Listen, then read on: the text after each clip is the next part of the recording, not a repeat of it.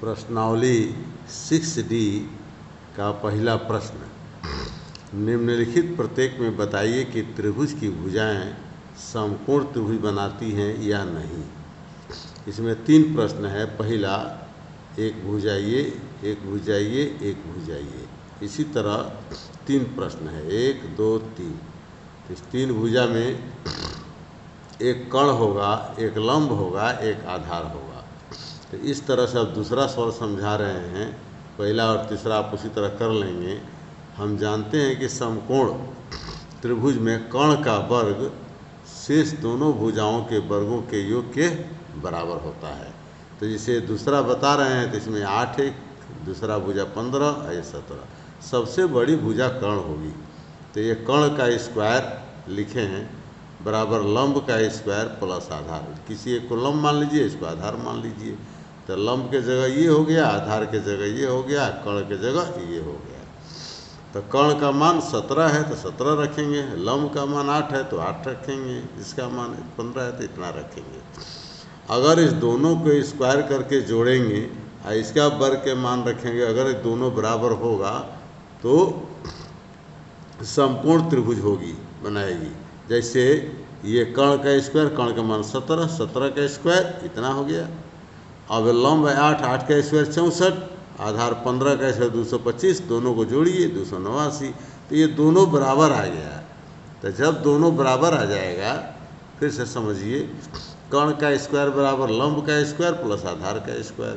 तो कर्ण के जगह कर्ण रख दिए, लंब के जगह लंब रख दिए, आधार के जगह आधार रख दिए।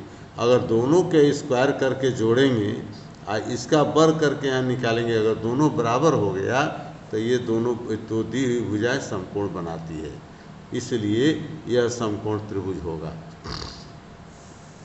अब प्रश्न है 6वां।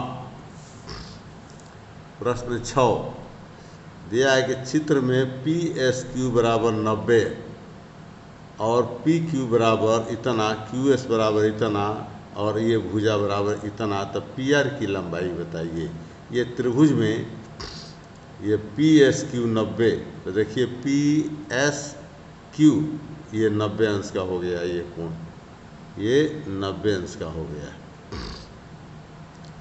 अब इस तरह से PR की लंबाई पूछ रही है। PR कहाँ है? ये लंबाई पूछ रहा है, यानी कर्ण पूछ रहा है। ये आधार हो गया, ये लंब हो गया। तो ये तो हमको पता नहीं है, अब पता करेंगे। तो अब देखिए, इसमें 2 त्रिभुज है। एक त्रिभुज PSQ, इसमें ये लंब है, ये आधार है, ये कर्ण है। तो ये कर्ण का स्क्वायर बराबर लंब का स्क्वायर प्लस आधार का। कर्ण के जगह कर्ण का मान, लंब के जगह लंब का मान नहीं मालूम है तो उतार देंगे। QS का मान 6 दिया है प्रश्न में, तो 6 लिख देंगे। 10 के तब यहाँ पक्षांतर कर देंगे। PS बराबर ये माइनस आ जाएगा, इधर आएगा तो 10 का स्क्वायर 100 और 6 का 36, दोनों घट जाएगा। तो PS स्क्वायर बराबर 64। अब PS स्क्वायर बराबर 64, इसलिए PS का मान ये वर्गमूल में हो जाएगा। तो इसका वर्गमूल निकालेंगे तो PS बराबर 8 आ गया, यानी यहाँ से यहाँ के मान 8 आ गया। अब SR निकाल लीजिए। SR यहाँ से यहाँ, तो ये दूरी या प्लस ये दूरी जोड़ देंगे तो ये दूरी निकल जाएगा। ये दूरी आपको मालूम है और ये दूरी भी मालूम है। तो ये QS के स्थान पर 6 और QR के स्थान पर 9, 9 6 15। यहाँ से यहाँ की दूरी आपको पता चल गया।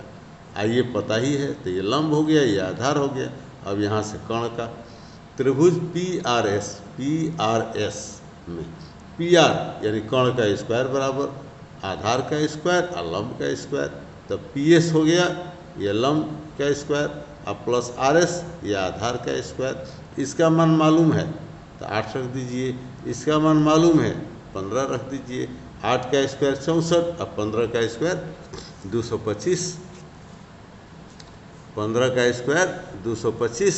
तो ये दोनों जोड़ेंगे तो इसका मान 64, ऐसा 225, दोनों जोड़ेंगे 289। अब इसलिए PR बराबर स्क्वायर बराबर 289।